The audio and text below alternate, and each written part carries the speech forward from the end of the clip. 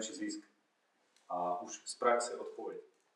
Jedna vec, ktorú mi vlastne dal ten dnešný seminár, tak ma utvrdil v tých mojich 99% myšlienkach, čo chcem urobiť, ktoré kroky chcem urobiť vo firme.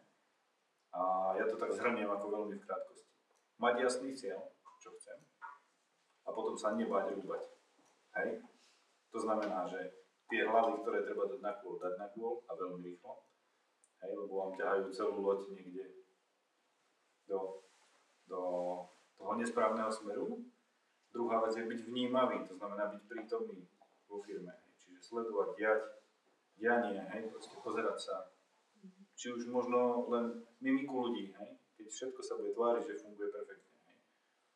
Sledovať štatistiky samozrejme, ale proste byť tam duchom aj telom. Hej? To znamená vnímať to, čo sa deje, snažiť sa tomu pomôcť v rámci napredovania, ale hovorím, ako byť nekompromisný. Takže presne tak, ako to povedal Marian, že nie, že keď sa niečo deje, to, čo sa mňa týka, hej, takže dám sa bokom, že snáď sa to nejako vyrieši. Nie, riešiť to a riešiť to okamžite.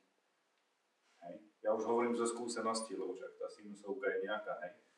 Takže teraz som v tom lepšom momente a jednoducho viem, že pokiaľ to odkladám, tak to len urýchľuje smrť, alebo pád, alebo proste stagnáciu. A môže sa udiať to, prevalcuje vás konkurencia, alebo proste čokoľvek iný faktor úplne v rámci diania v živote. Hej.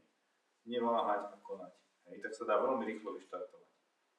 A to, čo sa týka celkovo školy obchodu, tak to som už povedal. Hej. Kto má pochybnosti, funguje to perfektne. Len musíte mať ten moment, tú sekundu, alebo stotinu sekundy, ako to bolo u mňa, že som sa zhrízal, že stále som to nechápal, čo tu tí ľudia po mne chcú a tak. Hej, dneska viem, keď som prekročil ten bod, tak všetko ostatné ide. A ide to perfektne. To je na margu aj teba, hej. Teba to ešte len čaká, ale už máš vedomosť, ktorú som ja nemal treba, keď som tvoril tým. Hej. Ty už máš vopred, máš obrovskú výhodu. Hej. Že možnosti sú nekonečné. To je z mojej strany všetko.